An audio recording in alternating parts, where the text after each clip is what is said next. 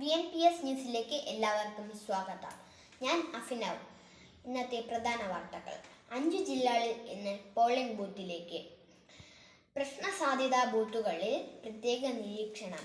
Covid ബാധിതർക്കും ക്വാറന്റീനിൽ കഴിയുന്നവർക്കും സ്പെഷ്യൽ ബാലറ്റ്. വോട്ട് രേഖപ്പെടുത്താം. ഉദ്യോഗസ്ഥരും രോഗബാധിതരായ വോട്ടർമാരും നിർബന്ധമായും PPE കിറ്റ് ധരിക്കണം. മറ്റു വോട്ടർമാരുടെ സാധാരണ വോട്ടർമാരുടെ ക്യൂ ഉണ്ടെങ്കിൽ ആ ക്യൂ കഴിഞ്ഞതിന് ശേഷം മാത്രമാണ് ഇവർക്ക് ഹാളിൽ പ്രവേശിക്കാൻ പറ്റുള്ളൂ. കരുത്തേരി കർഷക പ്രക്ഷോഭം. കർഷക സമരം 12ാം ദിനം എത്തിയതോടെ കർഷകർക്ക് പിന്തുണയുമായി കൂടുതൽ രാഷ്ട്രീയ കക്ഷികളും പ്രശസ്തരും അണിചേരുന്നു.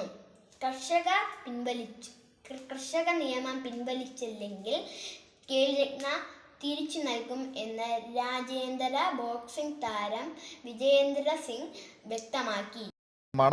കർഷക പ്രതിഷേധത്തിന്റെ ശ്രദ്ധാകേന്ദ്രമായ സിംഗു അതിർത്തിയിൽ ഡൽഹി മുഖ്യമന്ത്രി അരവിന്ദ് കെജ്രിവാൾ നേരിട്ടെത്തി. കർഷക സമരത്തെ പിന്തുണച്ച് ധർണ നടത്താൻ പുറപ്പെട്ട സമാജ്വാദി പാർട്ടി നേതാവ് അഖിലേഷ് യാദവിനെ UP പോലീസ് കസ്റ്റഡിയിലെടുത്തു. 2020 ഇന്ത്യക്ക് ജയം. ഓസ്ട്രേലിയക്ക്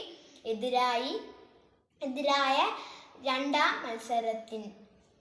മത്സരത്തിൽ ഇന്ത്യ ജയിച്ചതോടെ പരമ്പര ഇന്ത്യ നേടി. ISLൽ കേരള ബ്ലാസ്റ്റേഴ്സിനു തോൽവി. FC ഗോവയ്ക്കെതിരെ 1-3 കേരള ബ്ലാസ്റ്റേഴ്സ് തോറ്റു.